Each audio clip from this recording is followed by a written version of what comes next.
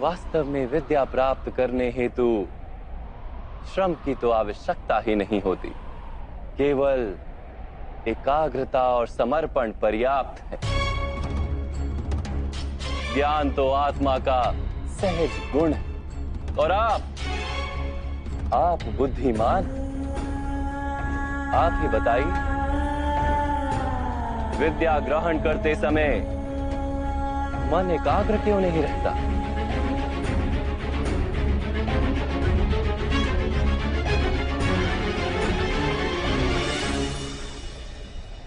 जब ज्ञान को मनुष्य साधन मानता है, किसी अन्य वस्तु को प्राप्त करने हेतु ज्ञान ग्रहण करने निकलता है,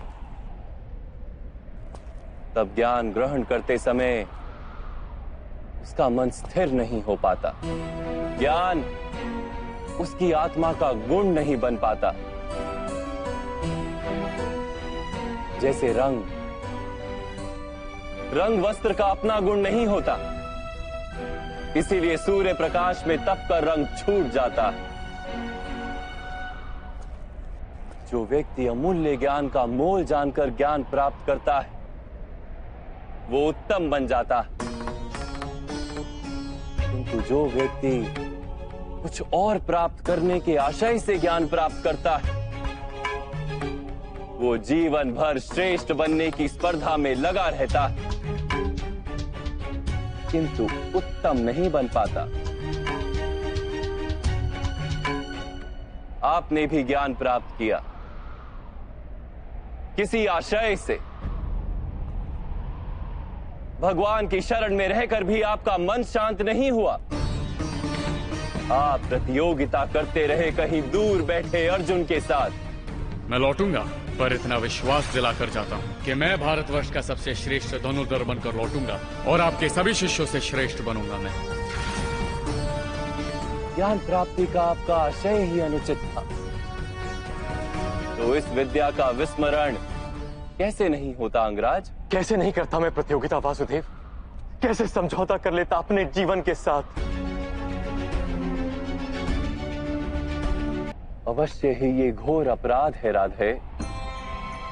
जाति पाति का भेद करना और इन मिथ्या भेदों के आधार पर किसी मनुष्य को या समाज के किसी भाग को अधिकार से, अवसर से, संपत्ति से या सम्मान से वंचित रखना मानवता के विरुद्ध है। तो फिर मेरा क्या दोष है वासुदेव? यदि मेरे मन में असंतोष जन्मा, यदि मैंने प्रतियोगिता की, यदि मैंने बलपूर्वक अपना अधिकार प्राप्त करने का प्रयत्न किया, तो मेरा क्या दोष है वासुदेव? एक समय था अंगराज, जब कृतवीर के पुत्र कार्तवीर अर्जुन नाम के एक क्षत्रिय राजा ने महर्षि जमदग्नि की हत्या कर दी। महर्षि के पुत्र ने क्या किया जानते हैं आप?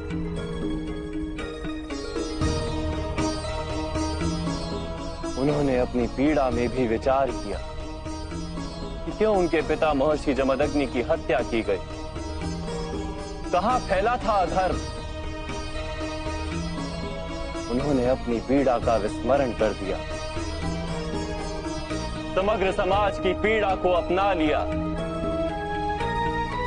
और अधर्मी क्षत्रियों का नाश कर समग्र आर्यवर्त को शुद्ध करने को जीवन मंत्र बना दिया।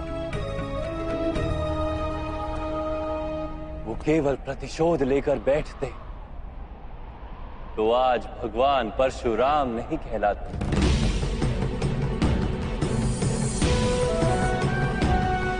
राधे, आपको जो दुख और अपमान मिले वो वास्तविक थे, किंतु आप उन्हें अवसर बना लेते तो समाज का उद्धार होता और आपका कल्याण होता। आप जैसे शक्तिमान मनुष्य का आधार यदि अन्य शोषित और पीड़ित लोगों को मिल जाता तो कितने जीवन सुख से भर जाते। आपके पास संभावना भी थी, सामर्थ्य भी था और उस पीड़ा का अनुभव भी था, किंतु आपने अपना जीवन उन्हें समर्पित नहीं किया। आपने अपना जीवन समर्पित कर दिया दुर्योधन को, जिसके पक्ष में केवल अधर्म था और कुछ नहीं।